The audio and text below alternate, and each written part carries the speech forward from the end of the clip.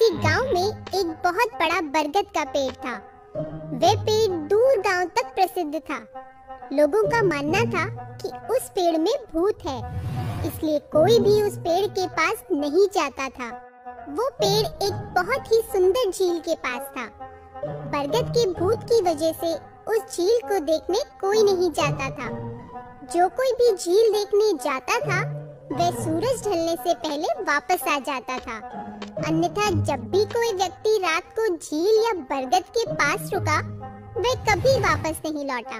एक दिन गांव में अर्जुन नाम का एक लड़का अपने माता पिता के साथ स्कूल की छुट्टियां बिताने अपनी नानी के घर आया। अर्जुन को पढ़ने लिखने का बहुत शौक था। वह हर समय या तो पढ़ाई करता या फिर चित्रकारी करता। वह किसी के साथ घुलने मिलने में हिचकिचाता था। मम्मी पापा के जिद करने पर वह उनके साथ नानी के घर आया। माँ, हम घर वापस कब जाएंगे? मैं यहाँ बहुत बोर हो रहा हूँ। यहाँ पढ़ने के लिए कोई किताब भी नहीं है। बेटा, हर समय किताबों में रहना अच्छी बात नहीं है। हम इतने समय के बाद यहाँ आए हैं, कुछ दिन रुक कर जाएंगे। लेकिन माँ, मैं यहाँ क्या करूँ? मेरे यहाँ करने के लिए कुछ भी नहीं है। ऐसा कैसे? तुम्हारे भाई बहन हैं, उनके साथ खेलो। माँ, आप जानती हो मुझे और बच्चों की तरह उछल कूद करना पसंद नहीं है। मैं बस वापस घर जाना चाहता हूँ। मैं अपनी किताबों को बहुत मिस कर रहा हूँ। बताओ ना, हम कब जाएंगे? एक बार कहा ना, हम अभी नहीं जा रहे। दोबारा पूछा तो एक थप्पड़ लगाऊंगी। कभी तो बाकी बच्चों की तरह बर्ताव किया करो। मम्मी की डांट सुनकर अर्जुन को बहुत बुरा लगता है। अगली सुबह वह अपने भाई बहनों को खेलता देख उनके पास जाता है। अर्जुन को अपनी ओर आता देख बच्चे मुंह बना लेते हैं। रिंकू, क्या मैं तुम्हारे साथ खेल सकता हूँ? कल तो तुम हमारे साथ खेलने से मना कर रहे थे, आज क्या हो गया?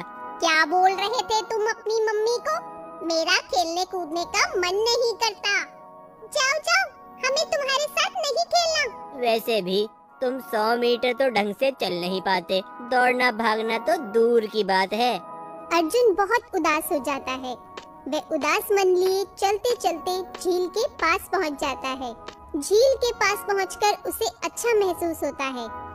वह पास ही बरगद के पेड़ की छांव तले बैठ जाता है और थोड़ी ही देर में उसे नींद आ जाती है। देखते ही देखते शाम हो जाती है और तेज ठंडी हवाएं चलने लगती हैं। ठंडी हवाओं से अर्जुन की नींद खुल जाती है।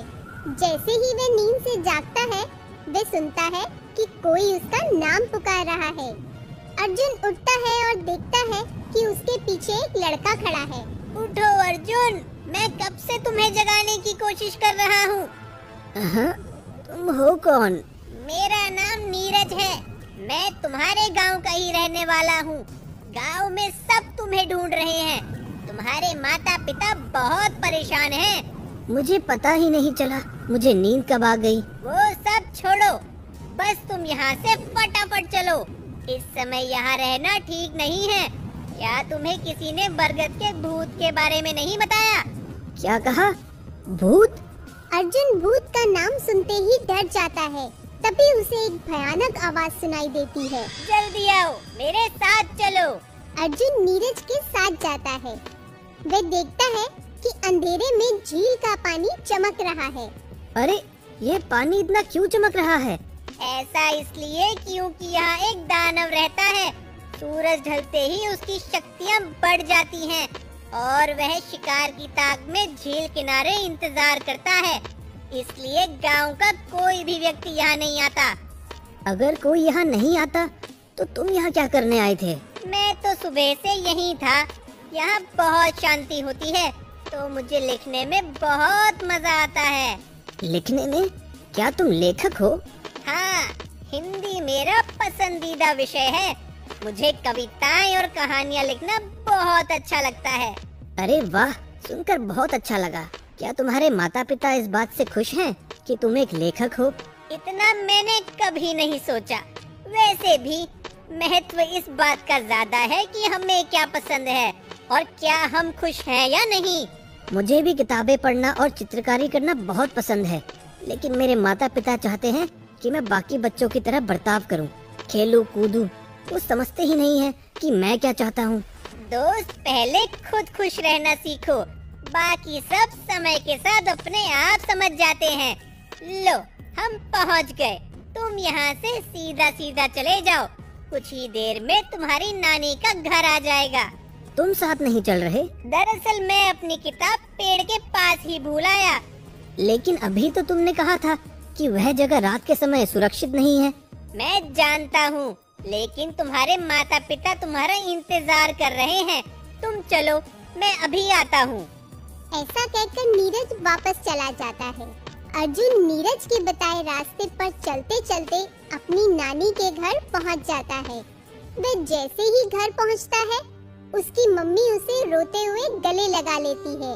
वह बोलती है, बेटा तू कहाँ चला गया था? पता है हम कितना परेशान थे।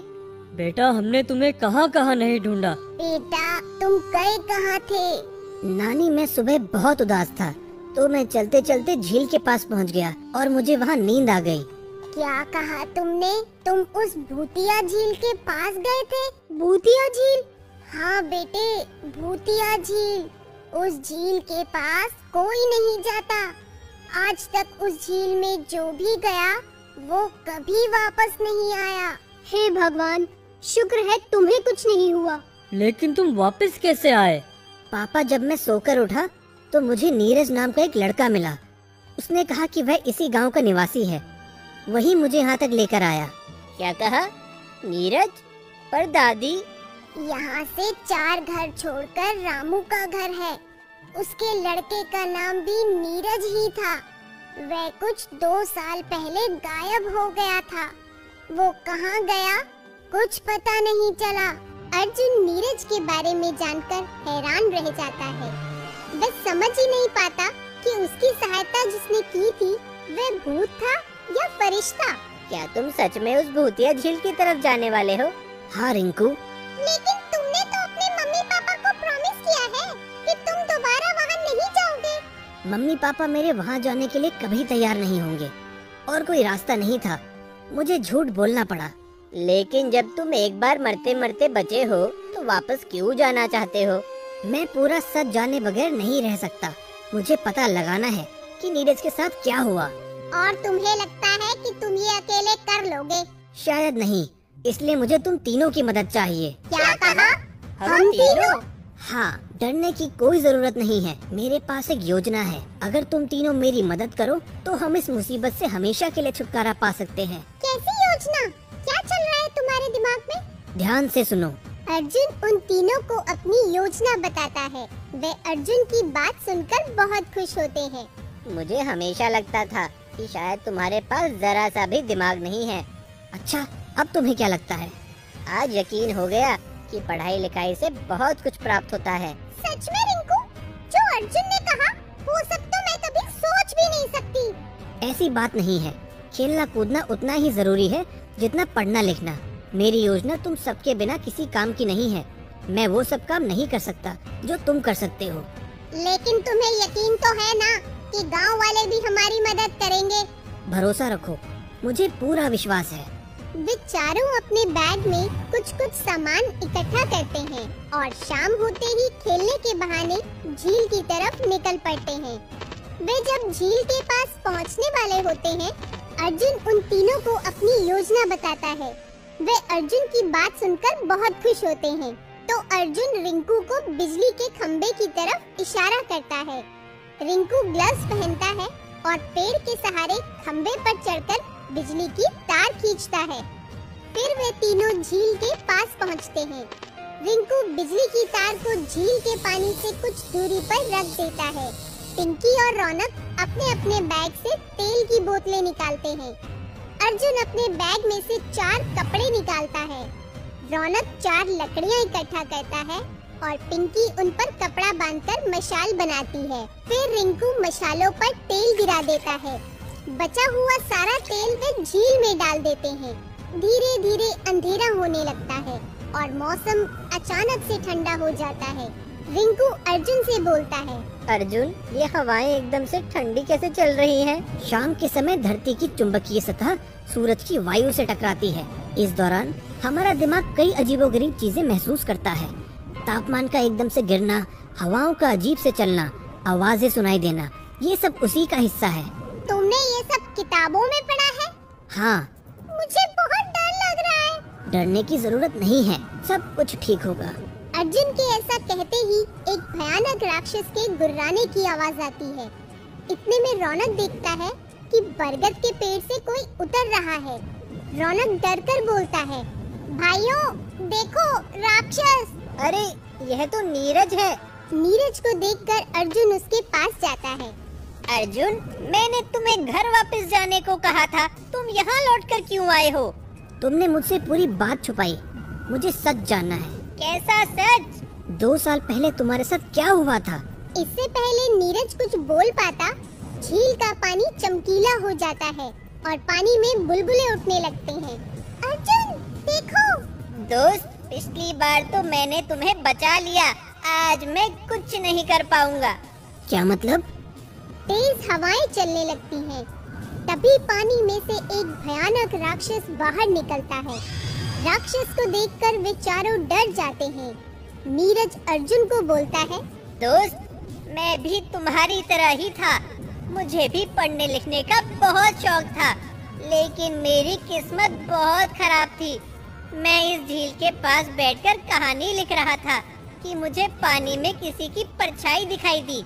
इससे पहले मैं कुछ समझ पाता, मुझे इस राक्षस ने दबोचकर खा लिया।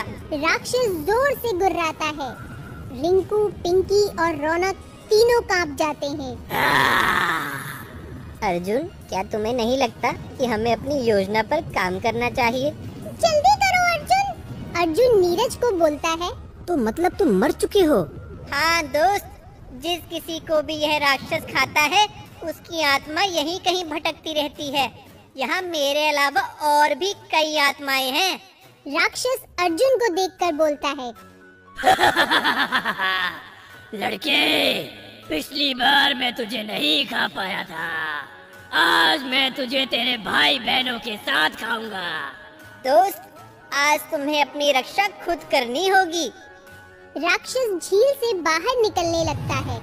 इतने में अर्जुन रिंकू को बोलता है, रिंकू, बिजली की तार पानी में फेंक दो। रिंकू बिजली की तार को पानी में फेंकता है, जिससे राक्षस को बहुत जोर से करंट लगता है। पिंकी, रौनक, रिंकू, अपनी अपनी मशाल जलाओ। वे चारों माचिस से मशालों में आग लगा देते हैं।